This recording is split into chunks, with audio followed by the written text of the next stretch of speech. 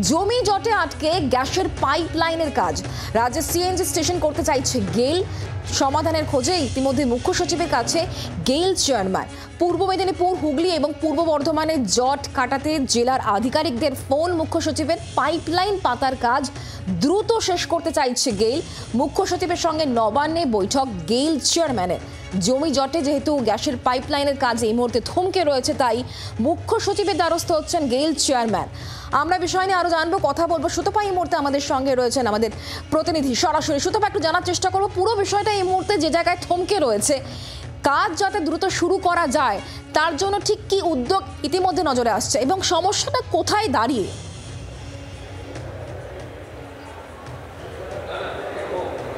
দেখো, প্রথমেই তোমাকে যেটা বলি যে দীর্ঘদিন ধরেই কিন্তু এই পাইপলাইন তৈরির কাজ চলছে এবং সেই কাজ মানে একেবারে বলা যেতে পারে শেষ পর্যায়ে এসে গেছে। কারণ তুমি জানো যে একেবারে কলকাতা পর্যন্ত এই গ্যাসের পাইপলাইন আনা হচ্ছে এবং সেখানে দুটো বিষয় হবে। এক হচ্ছে বাড়িতে বাড়িতে গ্যাস পৌঁছে দেওয়া হবে এবং আমরা যে এলপিজি গ্যাস পাই তার থেকে অনেকটা কম দামে এই গ্যাস বাড়িতে পৌঁছে যাবে।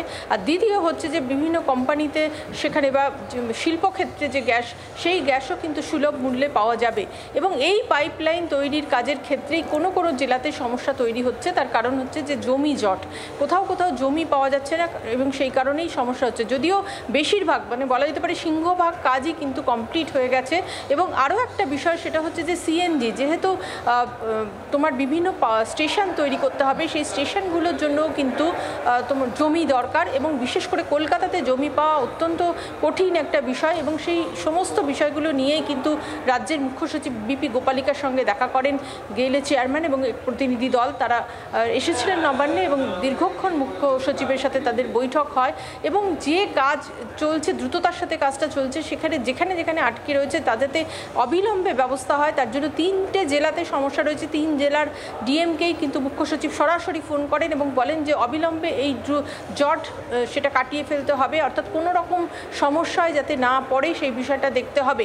কারণ এই কাজ কিন্তু দ্রুত শেষ করতে চাইছেন মুখ্যমন্ত্রী নিজেও। কারণ অনেকটা কম দামে মানুষ বাড়িতে গ্যাস পাবেন, রান্নার গ্যাস পাবেন। এবং শুধু তাই নয়, এর ফলে কিন্তু গাড়িতে অর্থাৎ পরিবহনের ক্ষেত্রেও কিন্তু অনেকটা সুবিধা হবে।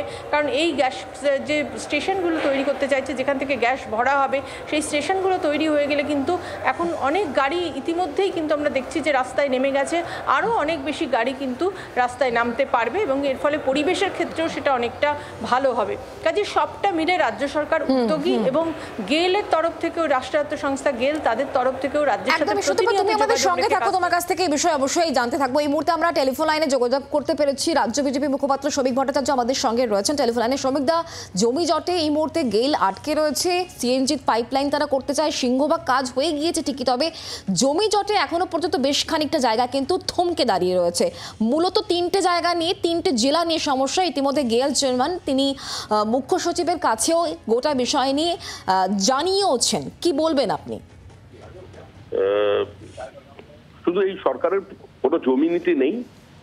এই সরকার ক্ষমতায় আসবার আগে জমি কেন্দ্র করে যে আন্দোলন করেছিল, তাতে তাদের ক্ষমতার পট পরিবর্তনের সহায়তা হয়েছিল ঠিকই, কিন্তু কার্যত এই সরকার যুক্তরাষ্ট্রীয় কাঠামোর মধ্যে থেকে সমন্বয়ের পরিবর্তে সংঘর্ষের রাস্তা বেছে নিয়েছে। শুধু গেল নয়, অয়েল ইন্ডিয়া লিমিটেড, ওএনজিসি, তাদের প্রকল্প সম্পূর্ণ তেলের ওপরে ভাসছে অশোকনগর, অশোকনগর পরে দেগঙ্গা, দক্ষিণ 24 পরগনা, উত্তর 24 পরগনা, পশ্চিম 24 পরগনা।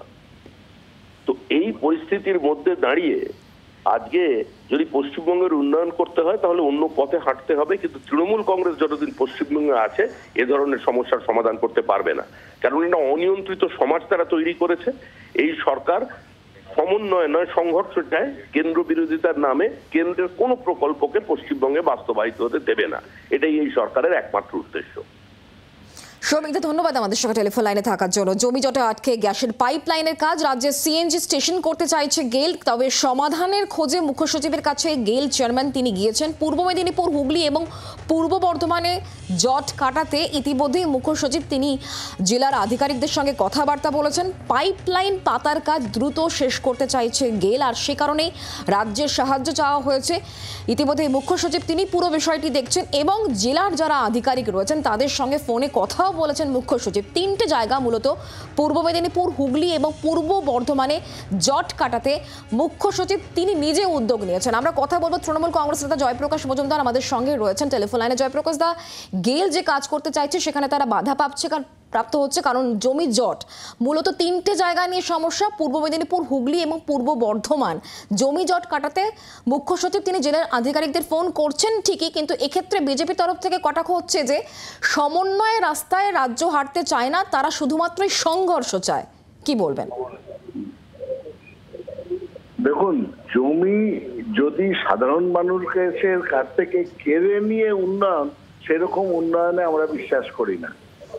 যেভাবে জমি কাড়ার কথা কেন্দ্রীয় সরকার বলছে, সেই জমি কেড়ে নিয়ে গেলের পাইপলাইন বসাতে হবে, কৃষকের জমি, সাধারণ মানুষের জমি, সেটা কিভাবে সম্ভব?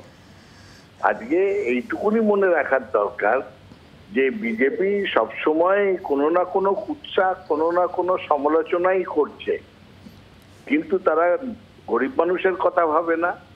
যেভাবে আজকে সব জায়গায় সব ব্যবসা দিয়ে দেওয়া হচ্ছে আদানি আম্বানিদের, বিজেপির নীতি হচ্ছে সেই রকম গরিব মানুষের ওপর রোড রোলার চালিয়ে তারা বড় লোকদের পেট ভরানো। আর এখানে গেল বলছে যে আমাদের গ্যাস, তার জন্য প্রপার মানে কোঅর্ডিনেশন করার দায়িত্ব গেলের, তাদের ওপর দায়িত্ব এটা করার, এবং সেই জন্য কোঅর্ডিনেশন করে কিভাবে কম্পেনসেশন দেবেন এই সমস্ত কিছু তাদের দায়িত্ব।